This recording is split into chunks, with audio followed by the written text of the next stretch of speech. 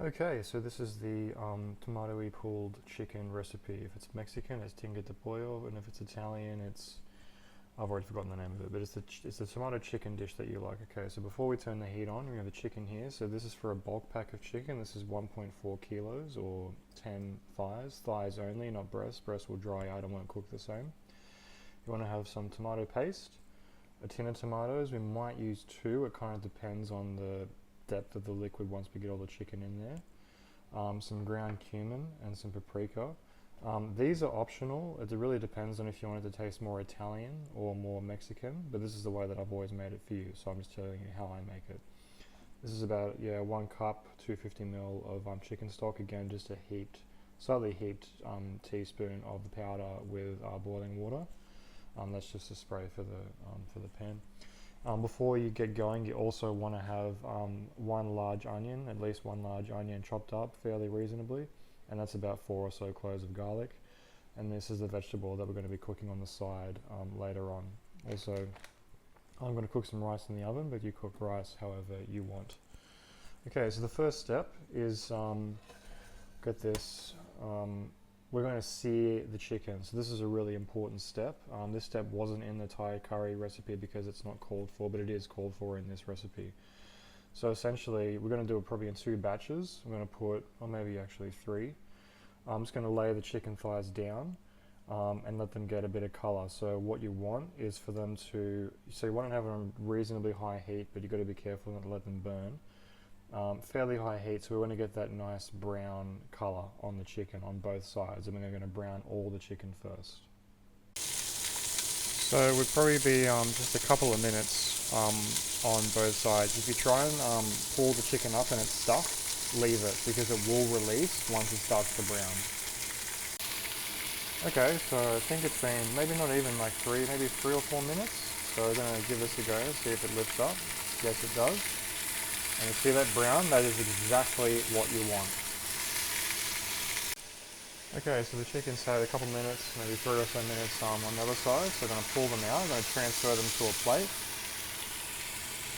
Yep, so where the chicken's made contact, we've got some nice browning. That's good. So I'm going to go ahead and get the rest of the chicken browned. And so we'll meet you after you've completed all of that. You want to manage the heat while you're browning the chicken. If you see that bond start to turn from brown to really dark or black, quickly pour, well, don't let it get that far. You want to either turn the heat down, take the pot off the heat, or add a little bit of water just to slow down the burning, because you don't want to burn. That's all awesome flavor in the bottom there, so you don't want that to burn. Okay, so a little bit stuck. I'll let them go for another minute or so. And once the chicken is out, you want to pour your onions in pretty quickly, or take the pot off the stove. You want to manage the heat.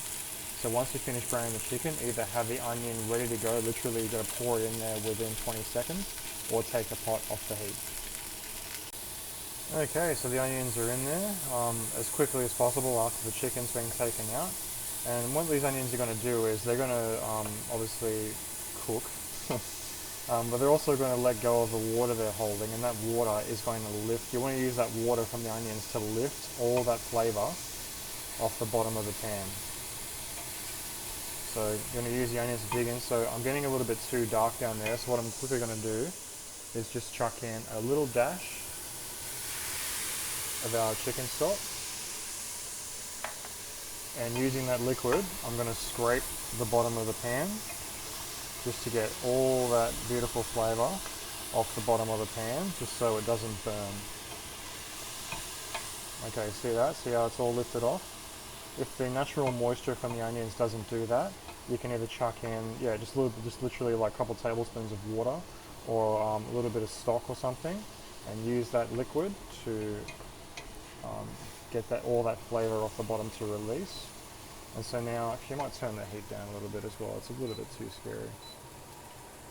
Okay, so we're going to cook these onions for a couple minutes. I haven't put in the garlic yet because the garlic is prone to burn. So we're going to cook the onions for, maybe 2 or 3 minutes. And then we're going to go in with our garlic and then go in with a few other flavours. Okay, the onions are cooking for maybe 2 or 3 minutes. I've just added the garlic in there now, you can see that. Going to stir this around only for a minute or so, not long. If you see, we're actually getting a secondary fond building up on the bottom of the pot. Again, if you see that starting to turn too dark, turn the heat down, take the pot off, or add a little bit more water. Adding water is fine. You just want to keep lifting that flavour off the pot so it doesn't burn. And that water will evaporate, but leave all the flavour you've lifted off still in the onions. Okay, so this is going for about, only about a minute or so. The garlic doesn't need long. I'm going to put in a little squirt of tomato paste. Maybe like a tablespoon or so. A bit more. Yep, that'll do. Just, a few little blobs. Stir that in. So we're cooking out the paste before we add any liquid. Otherwise, the paste will be a bit too acidic. Again, we're getting quite dark down there, so I might actually I'll cook this paste for about 30 seconds or so, and then I'll lift the pot off the heat, because I hold the phone and doing all this stuff at the same time is a bit difficult.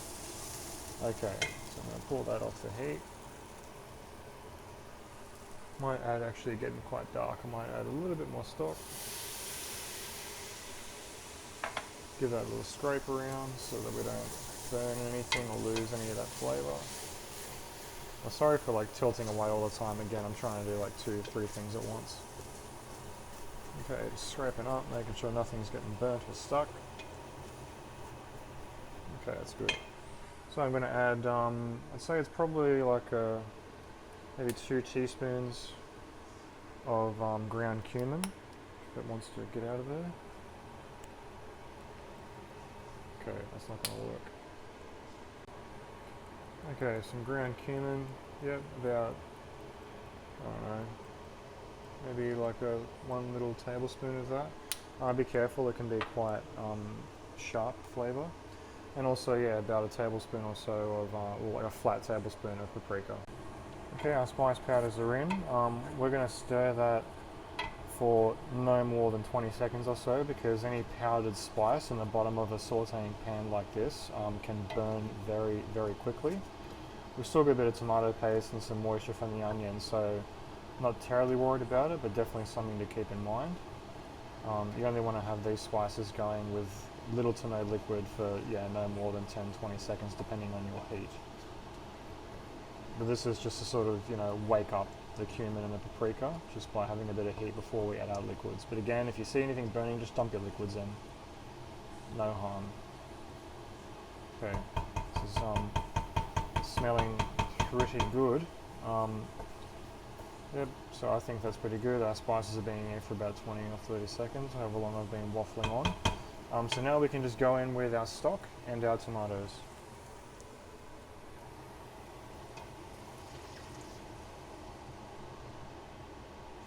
Now, when your obviously tomatoes stay stuck in the can after you've turned them, try to use as little water as possible to dislodge the rest of the tomatoes from inside the can. I know, most people, for most recipes, when using these, you can more or less fill the can up with water and pour that in. Don't do that, because we actually want this sauce to be quite thick towards the end, and to evaporate all that additional water is going to take way too long. So yes, definitely remove the stuck tomato inside the tin, but try and use as little water as possible to dislodge it and pour the rest in.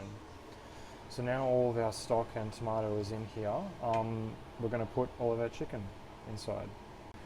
Okay, you want to get that's all the chicken in there, so you want to have it sort of nestled in there so it's as covered as possible. It's okay if little bits are sticking up, it's going to be fine.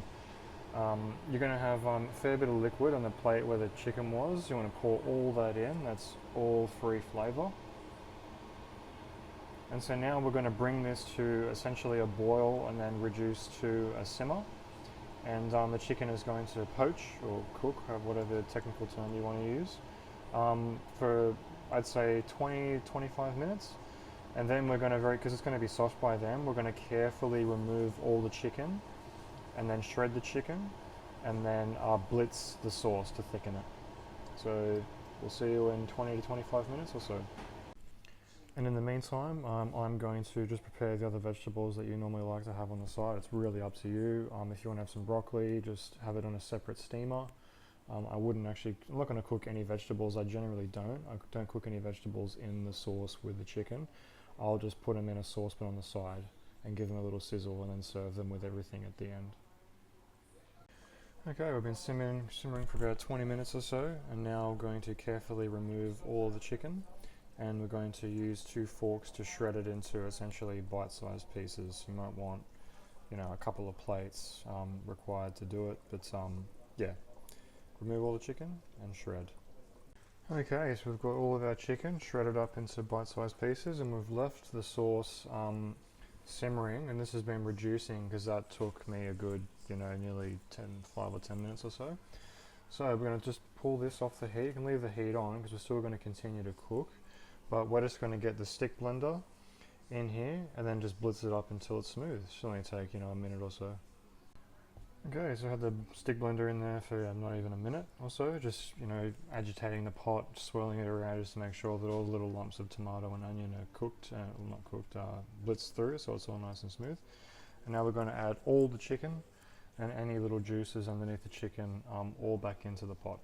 Okay, all the chicken's back in there, and so we're going to continue to simmer this for maybe another 10 or so minutes, and it's ready to serve. Okay, so we're at the very end. This has been simmering for, just changed it over here just so I need the room. This has been simmering for another 10 minutes or so now is the time to taste it. So just get a little bit of sauce on the spoon, give it a taste.